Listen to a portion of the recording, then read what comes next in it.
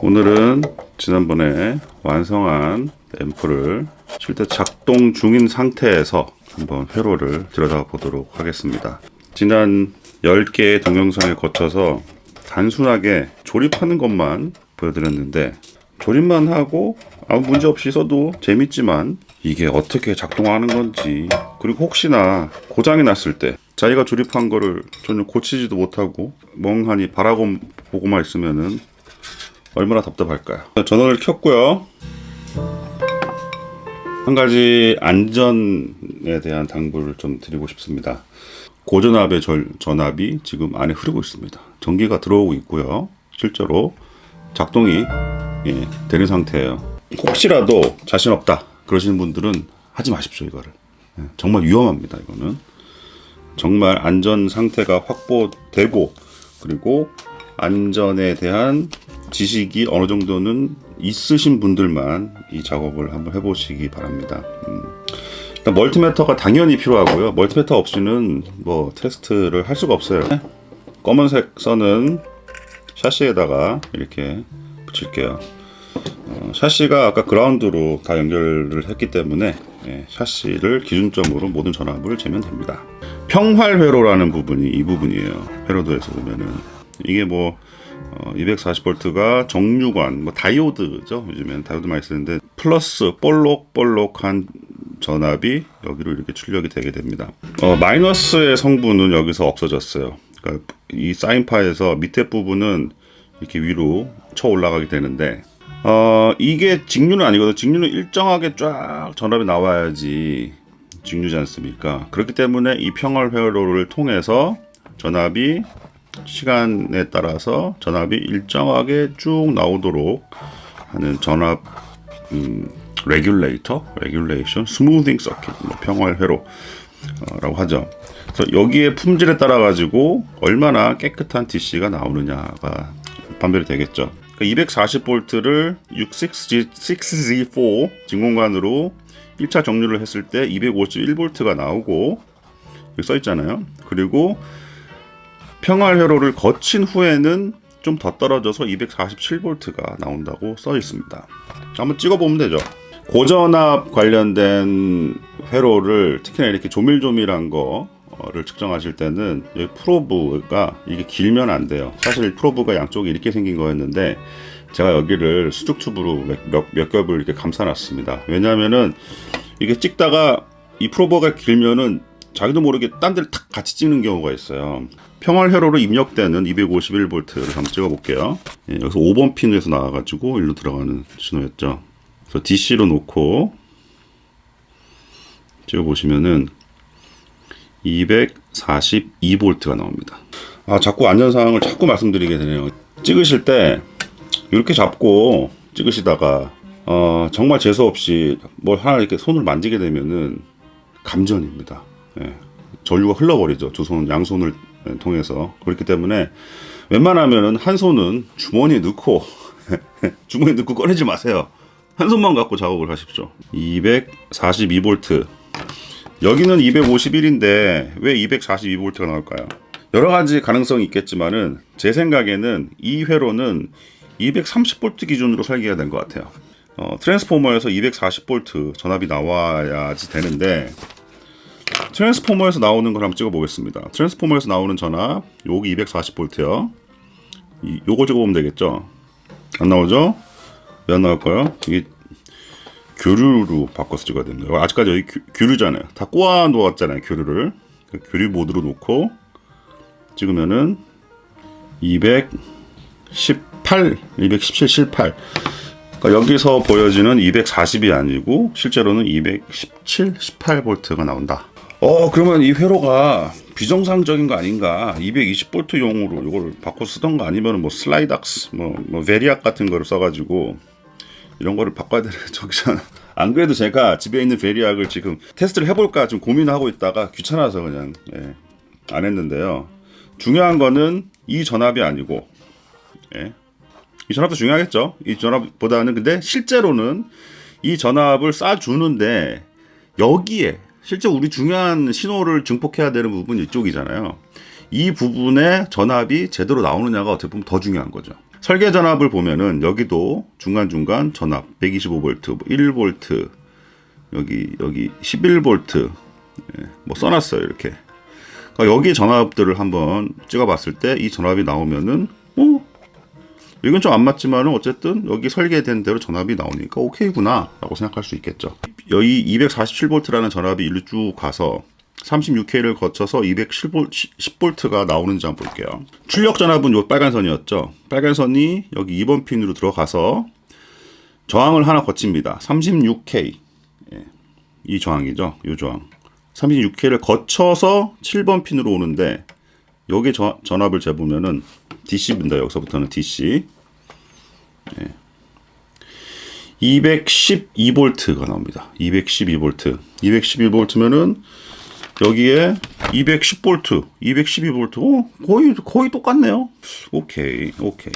210V에서 150kΩ을 거친 여기 요점 125V가 나와야 돼요. 여기에서 150K 요겁니다.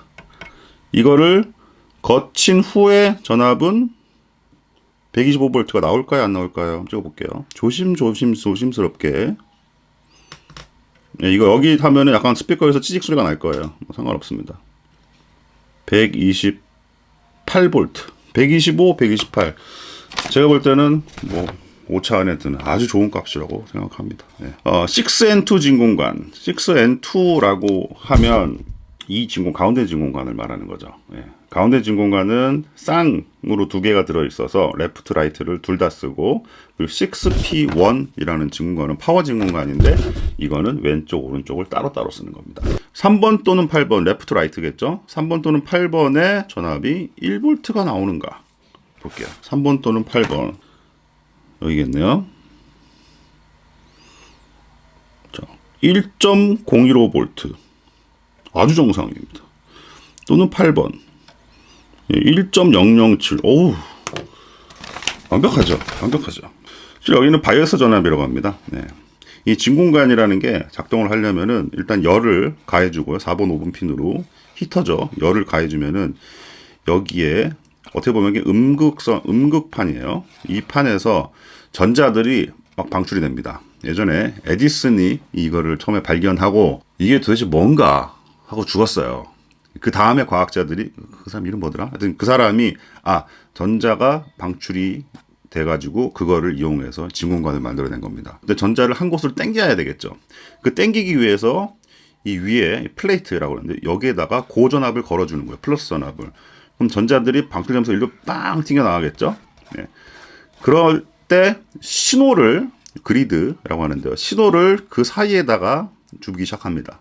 입력 신호를 여기다 따따따따따딱 주면은 전자들이 그냥 넘어가는 게 아니고 이 신호에 방해를 받아요. 방해를 받으면서 방해받은 결과물이 여기에 섞이기 시작합니다. 그런데 여기서는 1을 조금만 이렇게 신호가 조금만 이렇게 움직여도 여기서는 전자들이 빵빵 튀어 나가기 때문에 조그만의 작은 아주의 변화량을 가지고도 결과물은 굉장히 큰 결과물을 얻을 수 있다는 거죠. 이게 진공관의 증폭 원리예요. 예를 들자면 영화관에 가시면 프로젝터가 있고 여기에 스크린이 있다고 생각해 보세요. 프로젝터에서 스크린으로 영상을 쫙 쏴주잖아요. 그런데 제가 그 프로젝터 바로 앞에 서가지고 손가락으로 막 장난을 쳤어요. 약 새를 막 만들고 막 그런 예전에 장난 많이 해봤잖아요. 그러면 스크린이 어마어마하게 크게 보이죠. 그러니까 아주 작은 움직임으로도 굉장히 큰 결과물을 얻는, 그게 결국에는 증폭이 되는 겁니다. 그래서 이 증폭을 이렇게 나가게 되는 거죠. 그런데 여기에 전압은 왜 필요하냐면은 진공관마다 각각의 스펙이 있어요. 모든 진공관이 다 똑같지 않습니다. 그렇기 때문에 이름이 다 다른 거잖아요. 진공관 이름이. 근데 그 진공관에 가장 적합한 전류값이라는 게 있어요. 가장 깨끗한 증폭을 할 수 있는 최적의 전류값이 스펙에 있습니다. 그 스펙을 맞춰주기 위해서 여기 전압을 걸어주는데 이 전압량에 따라서 여기에 흘러가는 전류의 차이가 생기겠죠. 바이어스라고 그래요. 그거를 최적의 작동점을 맞추기 위한 여기 값을 생성해 주게 됩니다. 그런데 이 바이어스를 이렇게 하는 방법은 한 가지가 아니에요. 여러 가지 방법이 있는데 가장 간단한 바이어스 구조입니다. 이게 6P1의 3번 핀에 걸리는 전압을 측정해 볼게요. 11V라고 되어 있네요. 3번 핀이면 1, 2, 3 여기네요. 10V.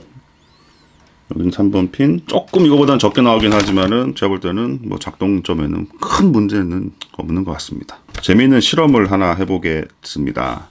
뭐냐면은 입력 신호가 어떻게 출력으로 넘어가는지 보겠습니다. 아까 제가 말씀드렸다시피 입력이 이렇게 들어오면은 여기서 깔짝깔짝깔짝깔짝 거리면은 전자들이 빵 플러스 극으로 끌려 나가겠죠. 튕겨 나가면서 그러면서 깔짝깔짝한 것들이 굉장히 큰 변화량을 가지고 일로 튕겨 나가게 되는 거예요. 좀 재밌는 게 여기 아주 고전압을 가지고 이렇게 해서 여기다가 걸어준다고 그랬잖아요. 왜냐면 전자들을 땡기려고 위로. 근데 어떻게 이 같은 선으로 어떻게 출력이 나가는 건가? 이게 이해가 안 될 수도 있습니다. 247V라는 직류를 주고 정을 거쳐서 125V가 만들어진 거를 넣었지만 는과 동시에 증폭이 되면서 이 신호에는 여기에서 증폭된 신호가 섞이게 돼 있어요. 여기도 128. 입력 신호가 증폭된 성분이 지금 섞여 있어요. 근데 이게 왜 보이지 않느냐? 이건 지금 멀티미터 DC로 나왔기 때문에 보이지가 않죠, 당연히. 네. 근데 볼 수 있는 방법이 한 가지 있긴 있어요. 지금은 제가 맥미니 컴퓨터로 음악을 틀었는데 유튜브를 들어가신 다음에 사인 웨이브라고 검색을 해보세요. 보통 시그널 제네레이터를 가지고 이거를 하셔야 되는데 요즘에는 뭐 컴퓨터를 가지고도 그냥 기본적인 걸 할 수 있습니다. 네, 사인톤이에요. 얘가 지금 그러니까 테스트 신호를 여기다가 지금 넣고 있는 겁니다. 네, 교류로 놓고 빨간색 입력 RCL 입력선 전압을 한번 재볼게요.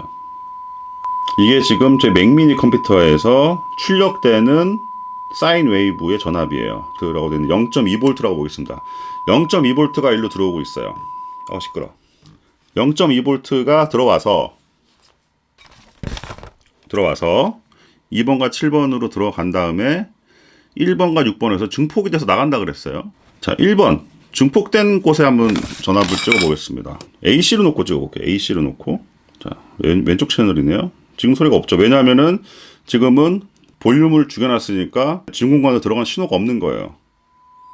볼륨을 끝까지 올리면은 입력된 신호가 그대로 100% 다 들어가는 겁니다.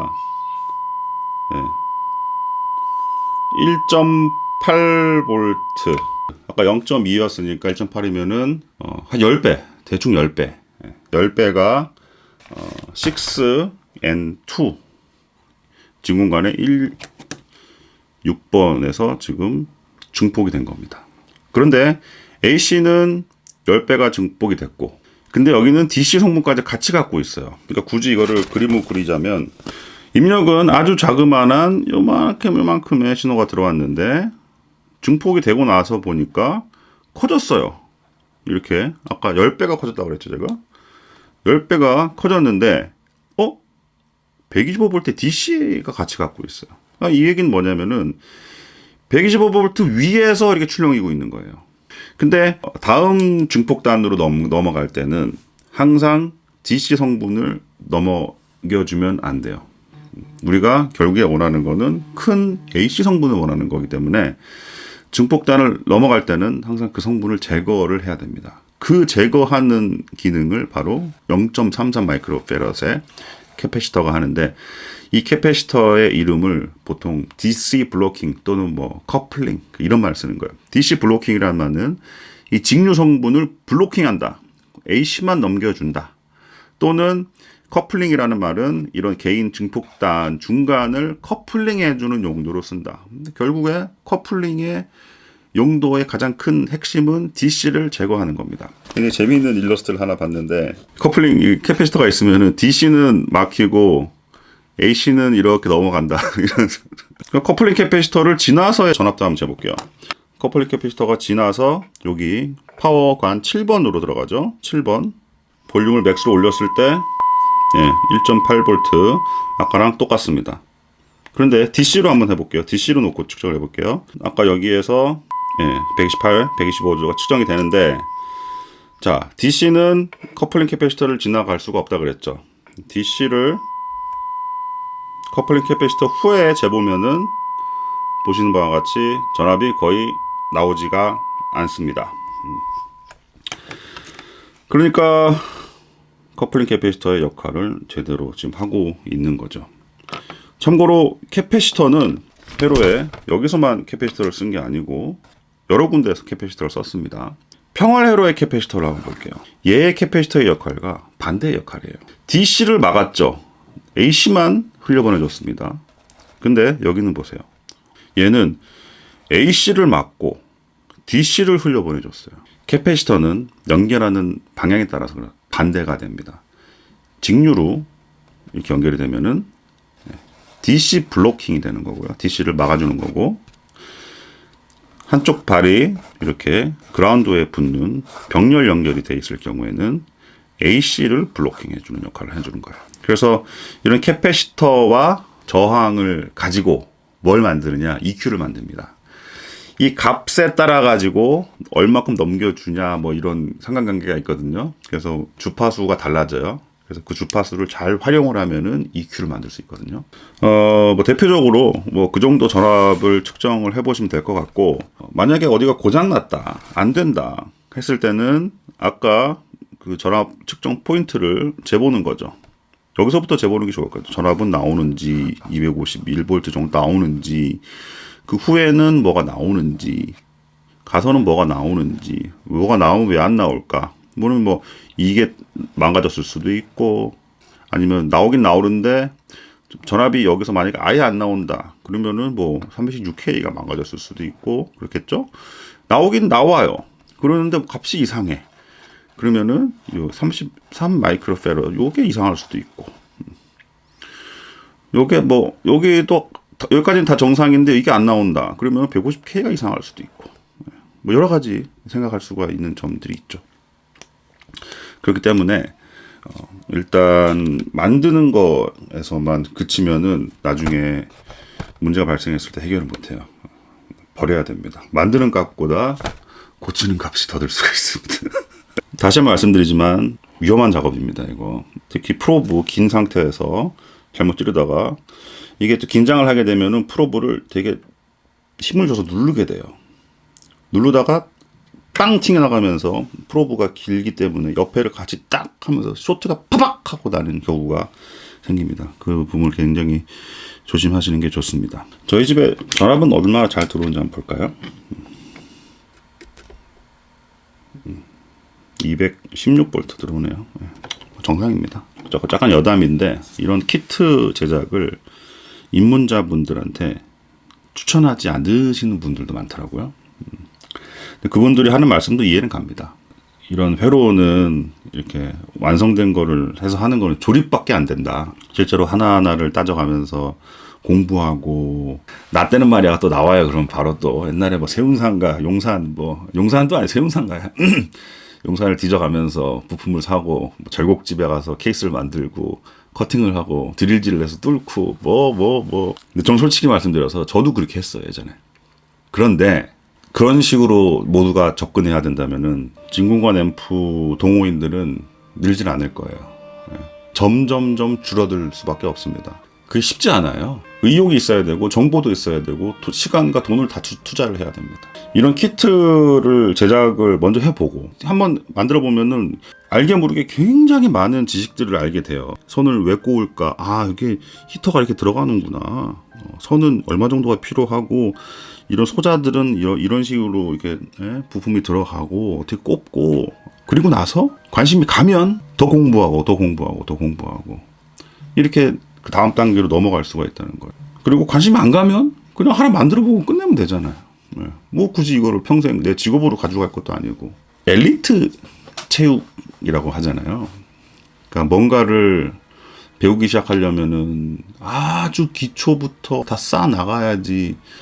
그런데 반면에 또 어떤 개념이 있냐면은 뭐 체육으로 따지면 사회 체육이라는 게 있습니다.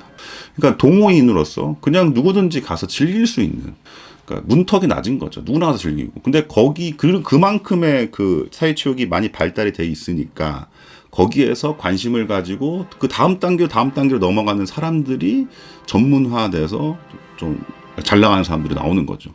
그런 관점에서 봤을 때 이런 모든 취미 분야는 제 생각에 사회 취미화될 필요가 있다고 봐요. 누구든지 정말 쉽게 시작을 할 수가 있는. 우리나라의 사회체육 잘 돼 있는 것 중에 하나 있잖아요. 어린이들 태권도장은 정말 잘 돼 있어. 다 있어. 우리 동네도 바로 앞에 있는데 우리나라가 태권도의 강대국이 된 이유는 단순히 태권도는 대한민국의 국기이기도 하지만 그만큼 저변 확대가 잘 돼 있기 때문에 누구든지 쉽게 접할 수 있다는 거죠. 어린이들한테 태권도장을 가라고 했더니 가는 날부터 태극 1장부터 가르치면 애들이 안 합니다. 흥미를 느끼게 해줘야 돼요. 근데 진공관염푸도 정말 흥미를 느끼는 방법, 그리고 요즘에는 좀 안타깝긴 하지만 어쨌든 중국산으로 너무나 싼 것들이 나오기 때문에 이거는 키트는 제대로 된 진공관염푸의 조립이 아니다 라고 치부해 버리기에는 안타까워요. 취미라는 거는 싸게 시작해서 해보고 한번 맛을 딱 보고 재미없으면은 바로 때려칠 수 있는 게 취미거든요. 근데 그러려면 비싸면 안 되잖아요. 개통철학 마지막으로 막 미친 듯이 풀어내네. 조심하십시오. 고전압입니다. 다음 영상부터는 이제 실전 개조 영상으로 찾아뵙도록 하겠습니다.